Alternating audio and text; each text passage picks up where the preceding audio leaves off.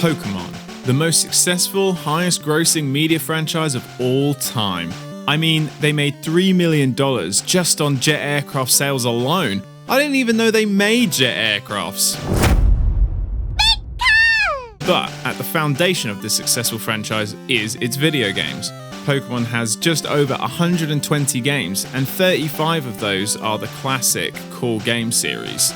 That's a lot of games that are essentially the same concept over and over and over and over and over and over and over again. So, what did Pokemon do to keep each new installment fresh? Updated graphics, of course, but they had to continue to add features to the game to increase the interest and enhance the fundamental features. Some of these features have been loved by many, and some maybe not so much. So in this series, we are going to look at what game had the best features, what was the best Pokemon game, and what led to the series' downfall. Just a quick disclaimer, these are just my opinions and thoughts rather than facts. But if you want to see what I think of all the other Pokemon games, be sure to hit that subscribe button and the bell so you know when these episodes go live. So, without further ado, let's have a look at the games that started it all. Pokemon Red and Green. Some of you may be thinking, don't you mean red and blue? Well, actually no, I mean red and green. You see, before Pokemon was released to North America and the rest of the world, it was made in Japan, and the original versions were red and green, released in 1996. So if you were wondering why Pokemon was celebrating 25 years this year, and not in a couple years' time, that's why. Okay, so why did the rest of the world get Pokemon Blue a few years later? Well, Pokemon was a huge success, but their first game wasn't exactly perfect, and was interesting.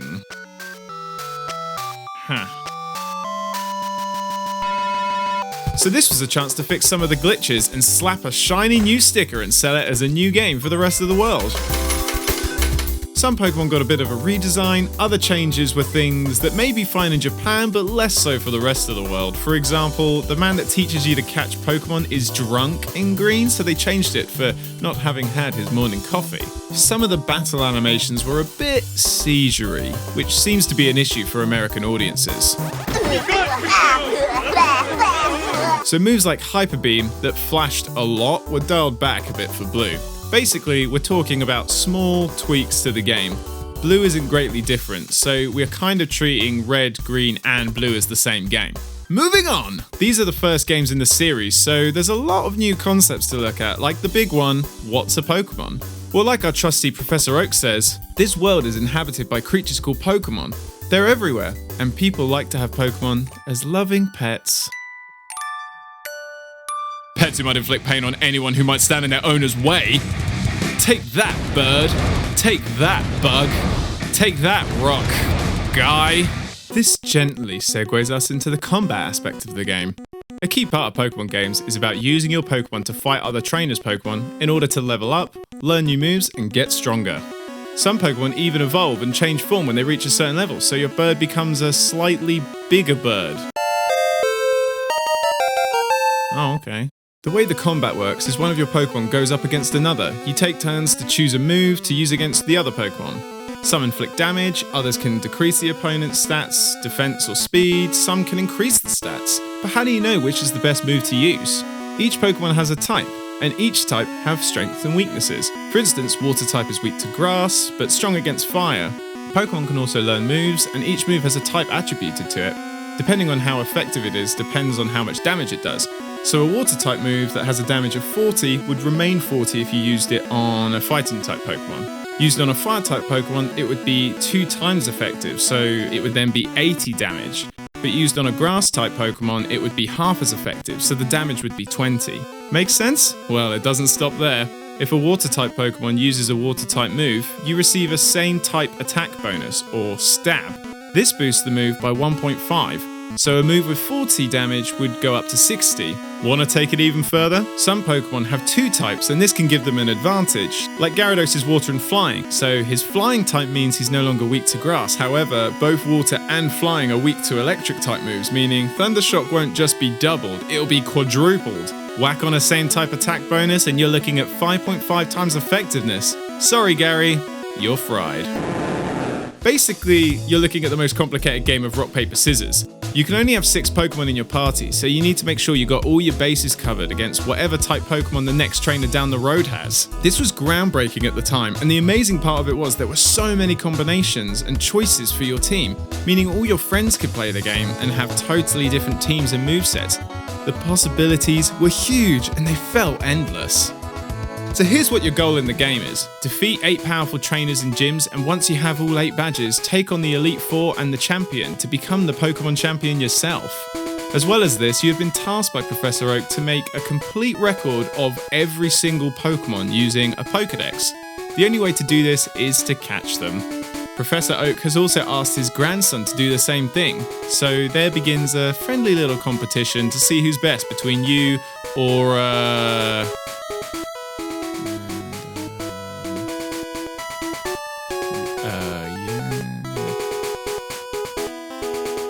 Face. Yeah. You're both given the choice of one of 3 Pokemon. You go first, and whichever you choose, Poop Face goes for the one that's strong against yours. Classic Poop Face. During your travels, you run into Team Rocket, a gang planning to take over the world using powerful and rare Pokemon, even though they only use Zubats and Weedles.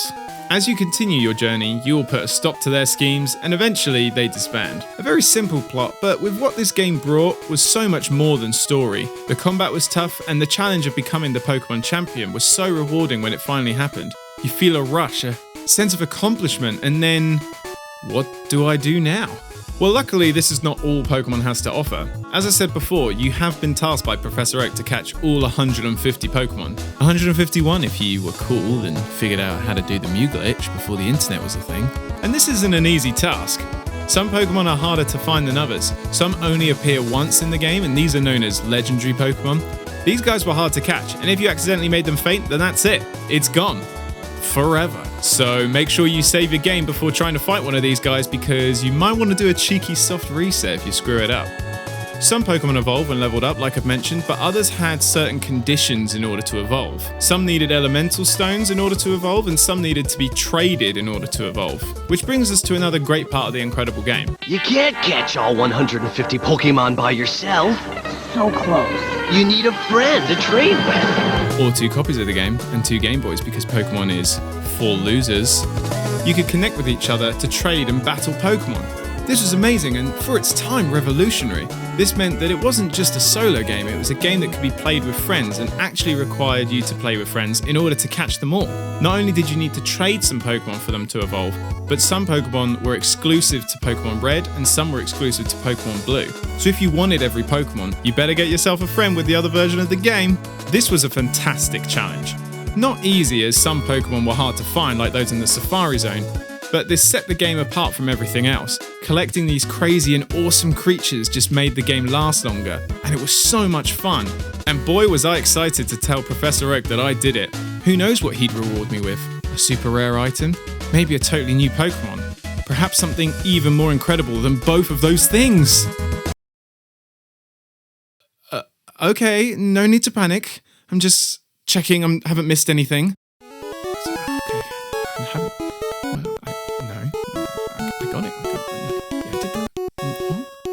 Okay, so you have to go to Celadon City and talk to the game designer, and he gives you something.